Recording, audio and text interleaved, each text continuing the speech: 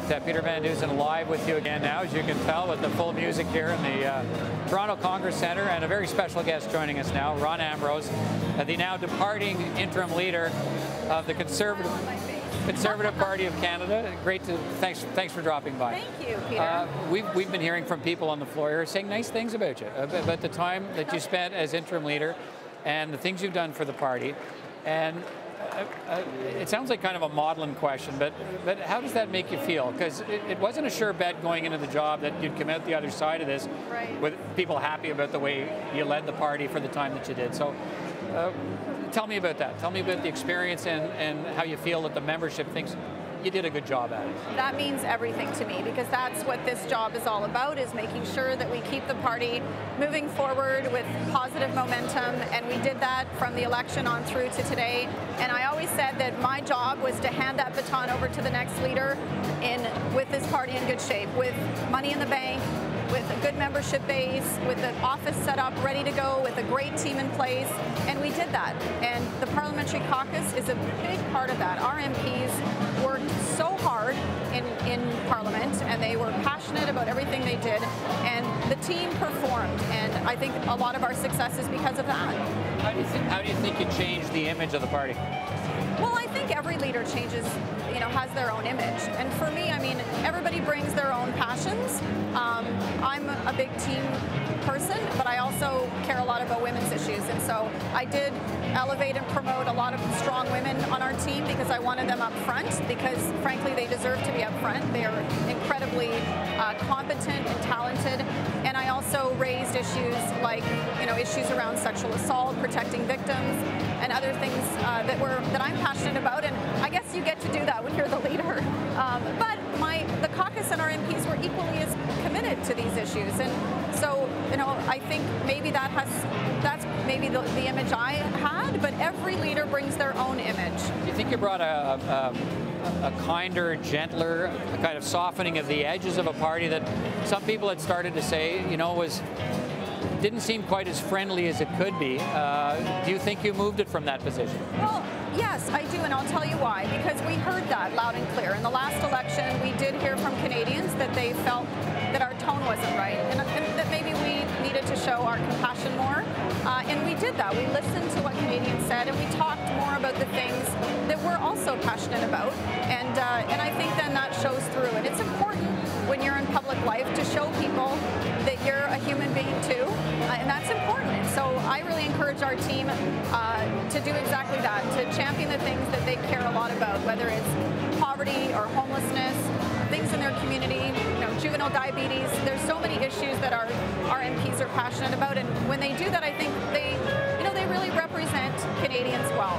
Stephen Harper managed to well, let me frame it this way. Stephen Harper managed to manage so many of those different factions that have naturally and historically made up a Conservative Party of Canada, or a Conservative movement, because the Conservative Party of Canada is only 14 years old. But traditionally, it's made up of a lot of different kinds of thinkers, and he had he made it a point of making sure that he managed them all in one direction.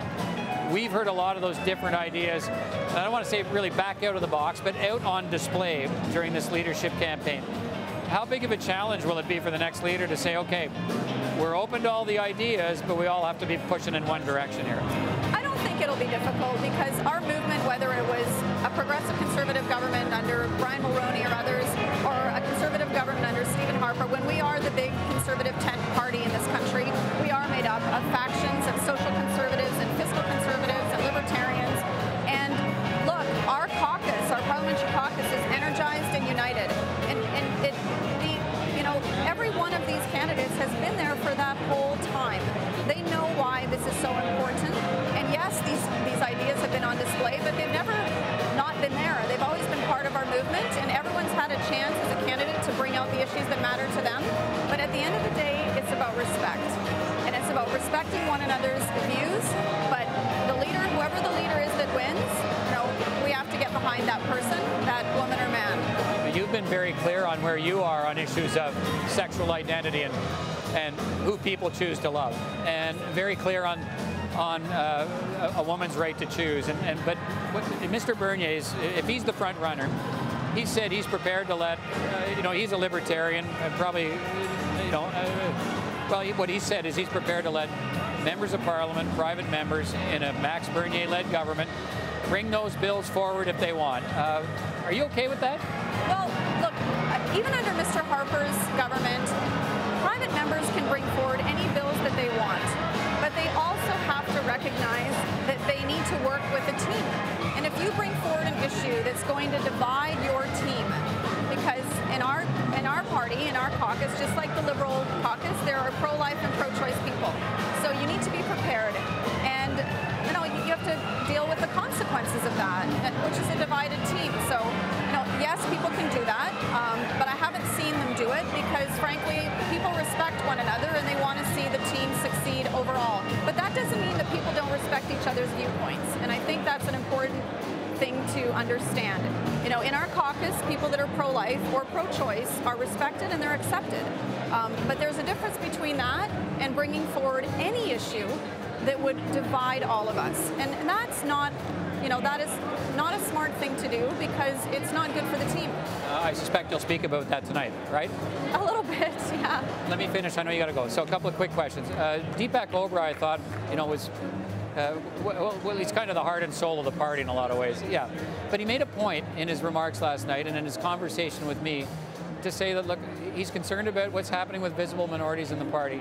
You were part of a government that spent a lot of time building up support in visible minorities. He says he looks at the membership list and sees it's down to 10%. That worries him. How big of a challenge is that for the Conservative Party to rebuild that support in visible minority communities? And has there been conversation in the race that you think makes that harder for the party, but some of the policies put forward? You know what? It's incredibly important, but it doesn't matter what your cultural background or your ethnicity is. The bottom line is we lost growth in the suburbs of the cities where we used to elect MPs, and that is where a lot of families live, and it's where a lot of cultural communities live with their families, and we have to earn back all of those people. It doesn't matter what part, what cultural community they're from.